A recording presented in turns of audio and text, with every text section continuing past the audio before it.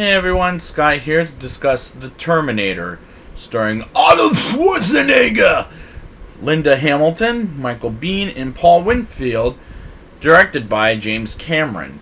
Now, I have seen this movie quite a few times as a teenager, but as a kid I remember being a little disturbed by how could they kill Arnold Schwarzenegger if he was a robot. I mean, I don't know if I'll get into it, but it kind of disturbed me for years, I'll just say that much, but I remember why now.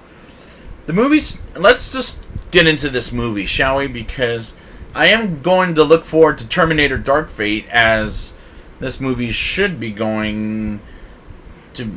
I hope this is a better series than what we're coming out to be, I'll just say that much. Right now we're kind of on the downside, so let's just get into this movie. The movie starts with Judgment Day in 2029 AD, with a war fought between man versus machines, aka cyborgs, versus aka Terminators, which, what a great way to open a movie with something to tell us what's going on in the future.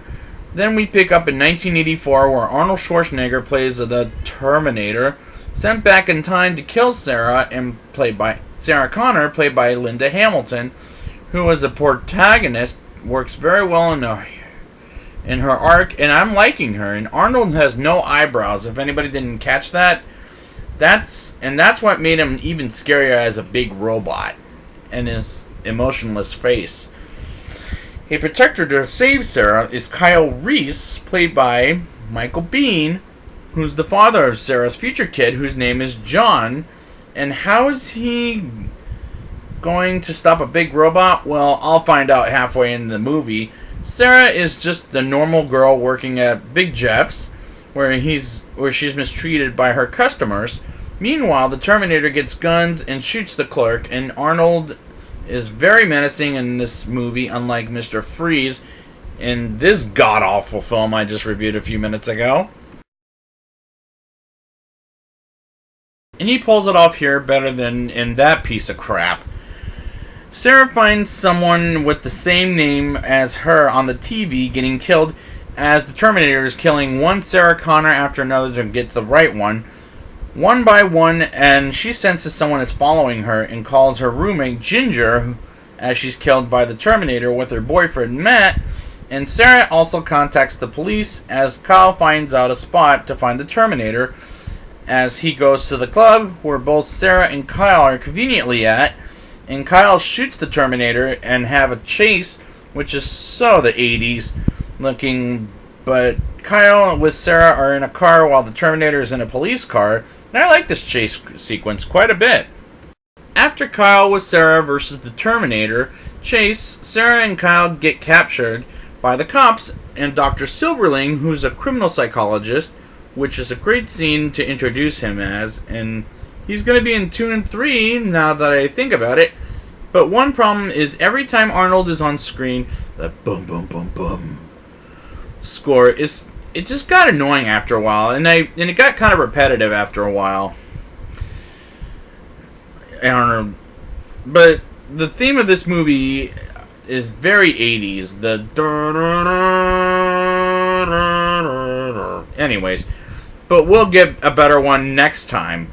Meanwhile, Arnold gets an eyeball out and reveals he has a cyborg robot, and that freaked me out because I have a phobia of eyes in general, and that scene freaked me the fuck out. Arnold tries to visit Sarah, and when he looks around and says the most iconic line in this whole franchise, "I'll be back," and goes outside and crashes into the police station. Now, 2 things I gotta bring up about "I'll be back." 1, it means he'll crash into the police station, whereas in other movies he'll crash into other places, as we'll see in the other movies. And Arnold didn't want to, and the second one was, Arnold didn't want to say it like "I'll be back." He wanted to say it like "I will be back," which could have been a terrible line, and we wouldn't say it like today, but James Cameron just was like, just fucking say the line as "I'll be back." And James Cameron saved this movie, and it's the iconic line we know today. And the police shootout was a fantastic action piece of after the iconic line. Sarah and Kyle try to stay in LA, and while in Big Bear, the Terminator is killing Sarah Connor's mother and stop at a while Sarah and Kyle are stop at a hotel with a kitchen, and the Terminator kills Sarah's mother before she ever goes on the phone with Sarah at night. Kyle and Sarah have sexual intercourse, and their chemistry is tremendous, but Sarah beforehand gives information who is led to believe it was his mother, but it turns out to be the Terminator, gets disguising his voice as her mother, which is kind of a stupid move on that point, but we get a final action scene at this point. The final action sequence starts off with a chase in a tunnel while Kyle throws dynamite at the Terminator, but Sarah flips the car and Arnold slips off the motorcycle and gets ran over by a truck and starts limping and drives the truck into the car, but luckily Sarah and Kyle get out of there alive while Kyle puts dynamite on the truck.